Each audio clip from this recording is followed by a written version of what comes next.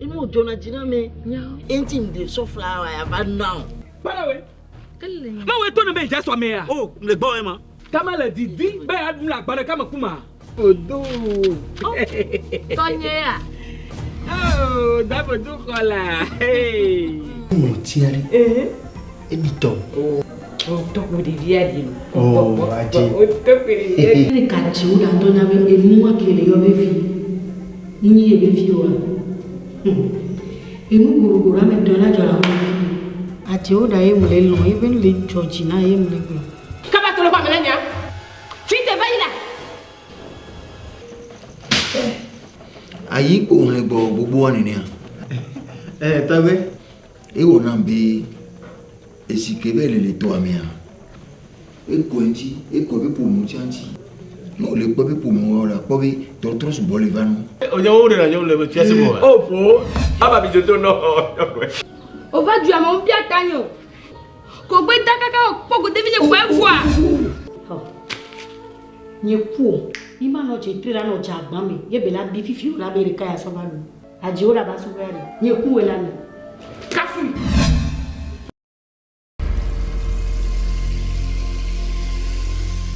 Non.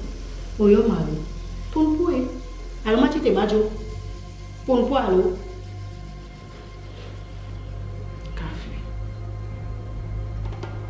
Kafu.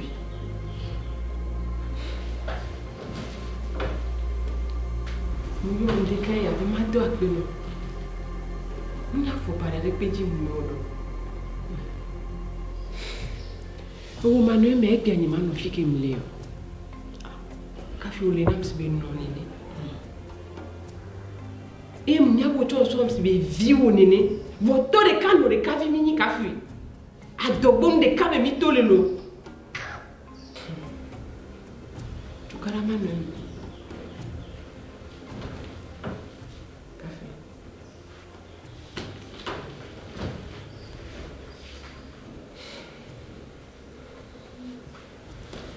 Kenti mu yodo ani. Tukara ma membo. Me mato no de ke ya benade. Ato vide. Kafe. Ave no loko aussi. O la ko musu la dio. O la no asuwe. Non. Mblono, ça va y benade. Aje odari. Eye mulelo. Aje odam jade la. Nye kuwe dano asuya wela. Ni ma vision.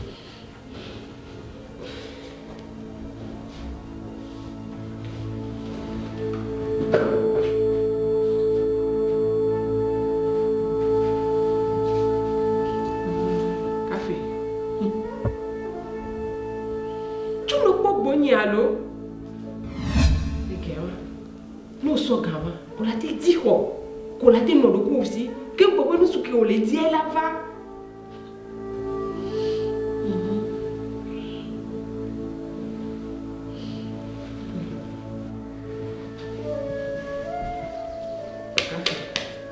Non. Mbenade. Ho.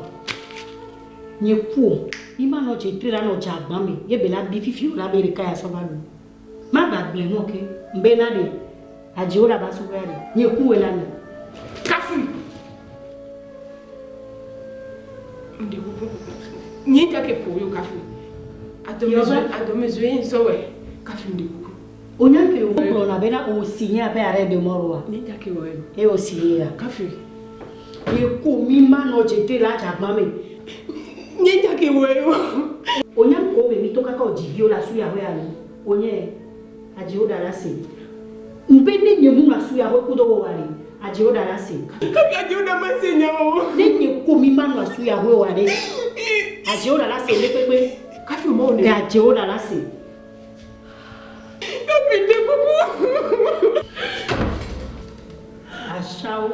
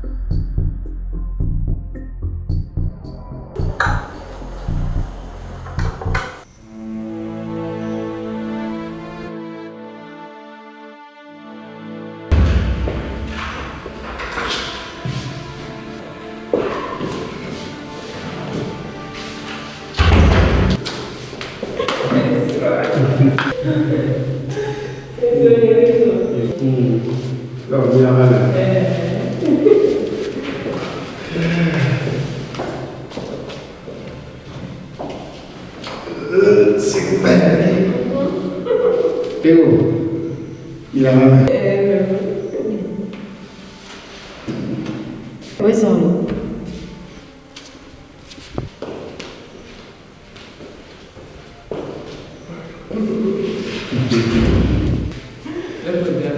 Betul apa sih betul? Wah, apa betul? Ya. Kembali sini. Wah, alors pour être c'est le cas. Jadi jure tu begini. Macam dah warna ni. Oh, nanti. Oh, nanti. Ya, Sampai dia. Asal tu nak baca apa ni? Benda lebih nama.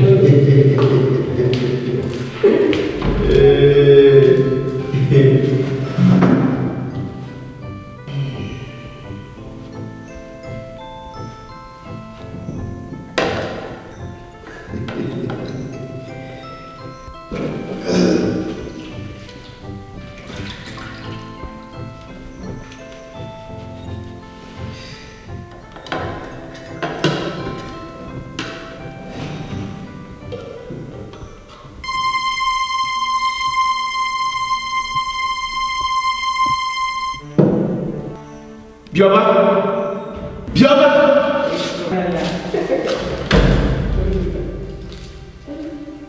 Biaba. Nuko dah boleh jadi mana? Biaba tu teo kita tu dah boleh jadi mana? Emang kele. Biaba. Ini suruh udah mana?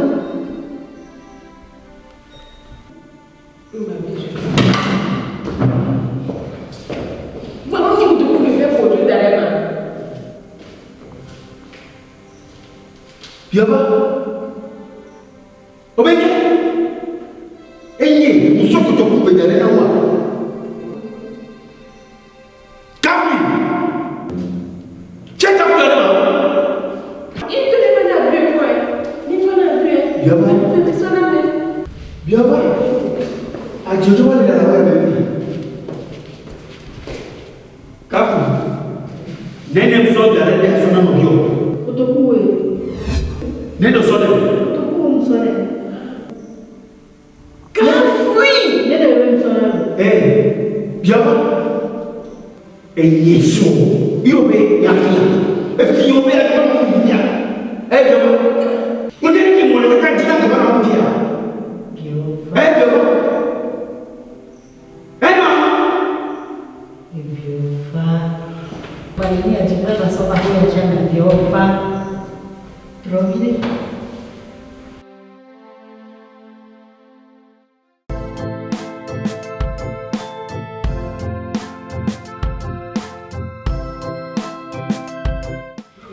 Afo. Betul. Si beli untuk lenya miaba ni bangga kotia, ia ku hopo mi va. Alo memo. Kemi awezo. Yo. Que tu amare? Oh, ni fo ni. Mesha mafoni. Okay. Yento tawa nyama miaba gare ko tor boni. Donc an chama dudu okurinti. Yeta ko malifiaro. Odono viene kare. Na wa konde bana kwa. Mia chuchun mara. Ayo. Misha. Ayo. On a fini la famille pété bien. Ayo. La mafia. Roko. Betul bila? Roko ya. Vai juamere. Vai o dono de video are. Juamere. Oni disabili jamaa ho ndio lifie. Okay. Ayo. Roko ya. Roko. Ro. Nala mira kare la ora kare kana mi osalo. Rudi ru. Aja. Roko ema.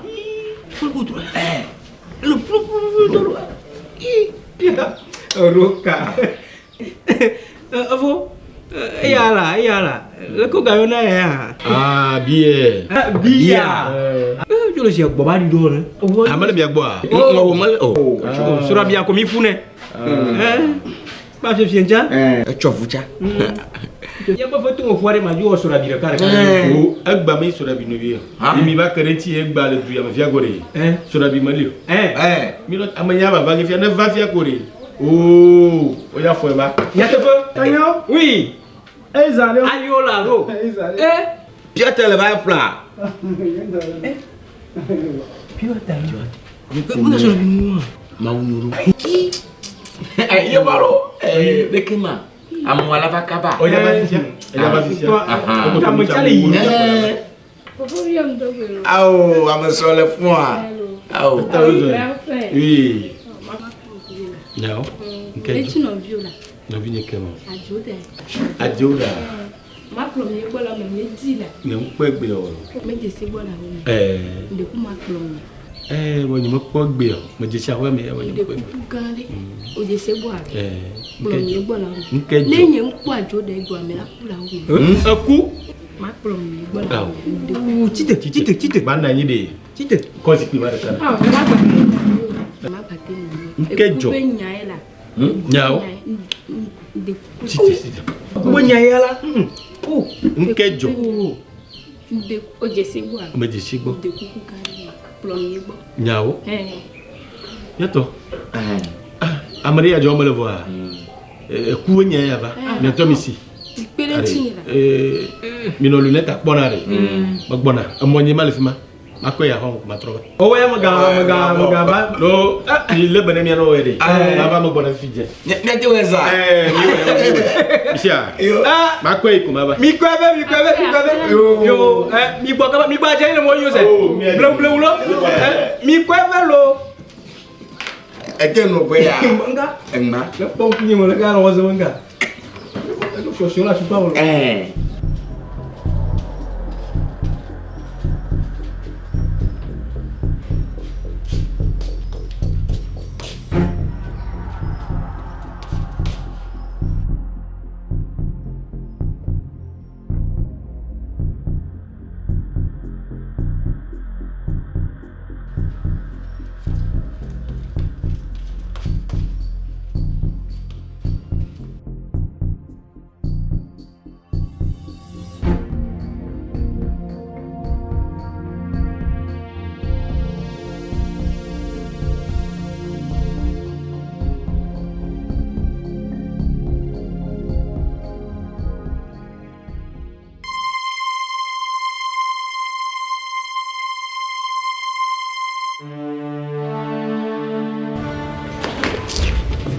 kafi Dolisi ko de si amelo.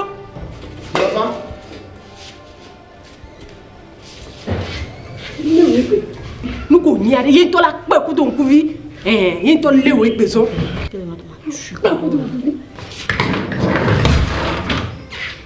Agba aboji. Agba ya goya. Devi avec toi, on a dit qu'on l'a pas. On la souhaite. Devi, on va prendre les pipo. On l'a dit. Agora home. Agbo ame. Sika.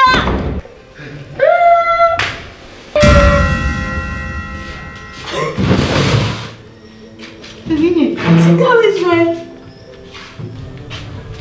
Où ils sont? Sika. Oui, facile kia. Sika besoin. Sika, va. Sika. Où ils sont? Na minha é. Mãe, Sika.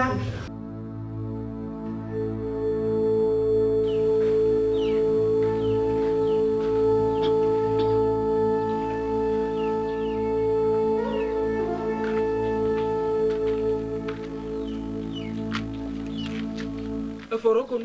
oui oh La femme. Mate was. Oh, Naifa, on soit pena na nyi. So ya na nyi. E do funu nto. Twazi kwa nyi lo. O mba fo. Oh, on va voir mon ami. Là c'est. Bonne fête. Faut y roko. N'a pas me fort.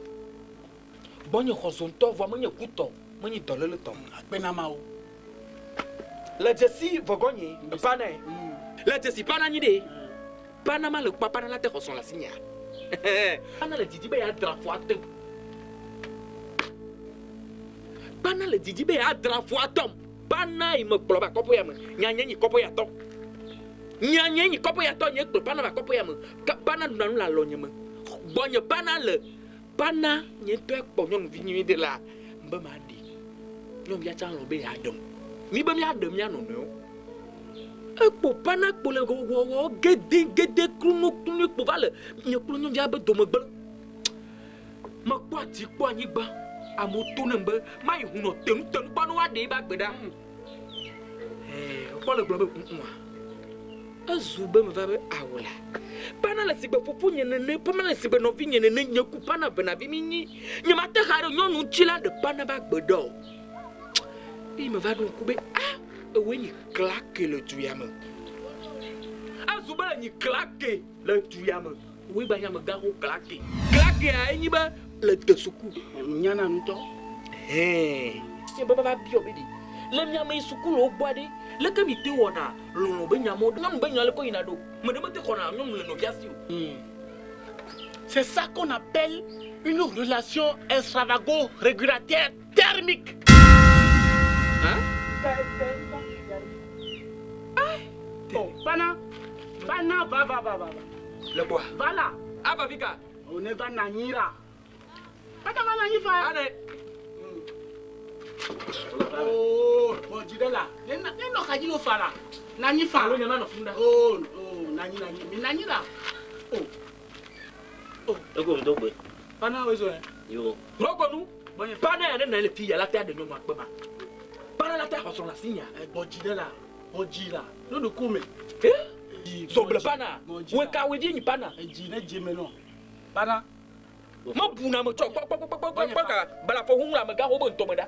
Bonye fa goji. Roko mi. To. Dem pompo la ho ya me a. Eso bubu ke msora na wa. Bo. Si l'on garçon to anti nyama pompo le fiero. Si l'on nyama petit te di oh goji nani. Yo ba ne ba Nani là obum yo fa gbonya lo. Nani là. Ku ke mi so va de mi la podo chi na fifi je. Nyama ti pompo le garçon ti o. Ke mva fiera. Ame nyama le kweram. Rasta man tana ho nyom la sinya. Non ponya nye jor ka jere ke ni pompo emi ebe njoji na chan ton njoji mi ade mi no efo gaso ko va do mi ado de me so jalousie et nous sommes nous ma soube nous quand j'ai sur les yeux jalousie jalousie il comme de mbia pana ofo gaso et nous que maglo nya ke maglo na mi a yo no mdola ma mi ado non moi quel panel ne peut non à ton maman mi a me vere mi la nyonu vi agbo alo nyonu agbo abi e benade yo domere me ke tutu e be long ewa i am be ke be long ade no bia ne pedo nchi ne bale e foro ko nu agbo mu kaka e la be yen le plate ade e tinye cheme e ko me nyibedi nyɔnu via nye be tsa enye bebe ya de nɔfi yake ɖe ma va nɔ ɖo ŋuti ma nɔ yi eroko nu nyare enye nyɔ via tsa ho o tsa nya da de ho to nya ko glore ma va to nɔfi be nye o tsa oh ce sont des relations relationnelles giri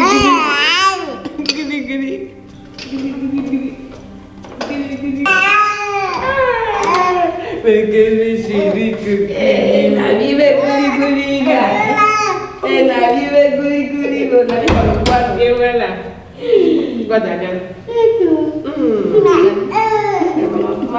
ma dove la vive guri foto la guli mama ojo di alo papa ojo di ma e bien nyore la nyepana e bien nyore ya Alors, puto. Hey! Et puis,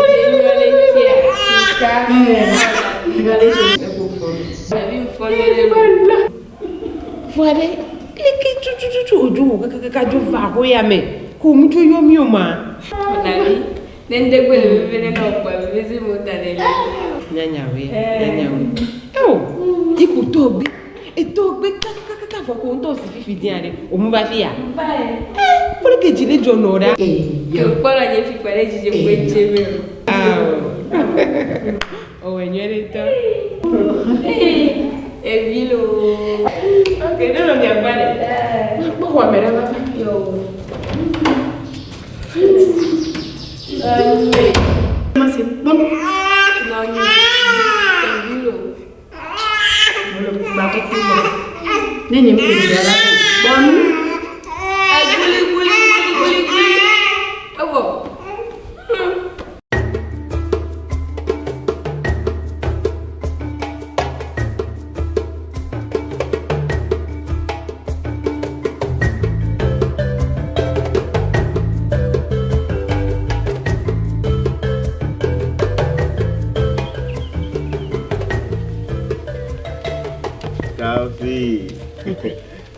Coffee. Where's that? Yo. Nine. Oh. Bachiji, unaona nini? Coffee. Where's that? Yo. Benari. Me blog de viu no côté, plaque belly over no. E va do gba. O so va, akpe kaka.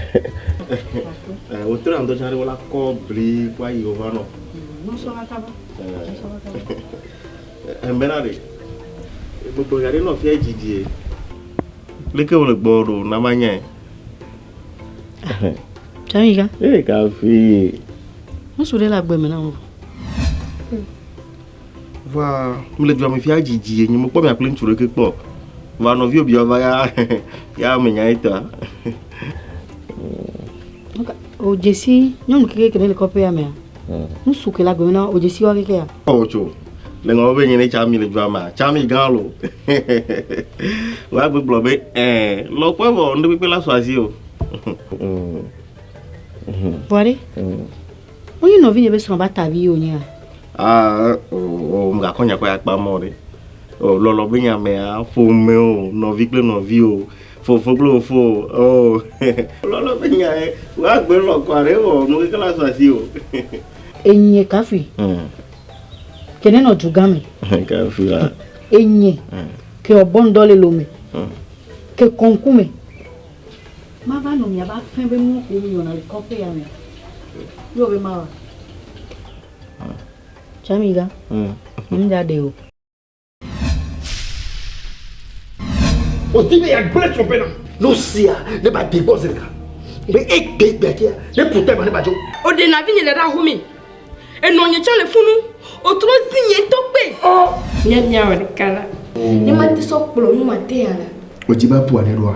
No gbese guli kware. Aya me ble po kala o. Yes, kafi da jo fo. E ko ba jo mo no. OK. So wa ke mle bombe manya. I pepe ko e pia ba ko. Bana, no wana do funu so wa. Oh, gaso me gafo. Do funu so we so many petata le gba o ni. Da bo jo de bi nya popo ntolo. Nyao. Oh, wa fifi aye manya nyo no gba nya popo wi ne ne. Na vinye are. Ajoda bede. Ajiona bedelo. Obe petit modèle là. Ebe ba trop sa page moi. Fifi wa ke le chokata no do bi fo. O la ba so ya zero mo ti me ya. Mito, attends. Oh, on m'a dit que tu as fait un bleu pour nous.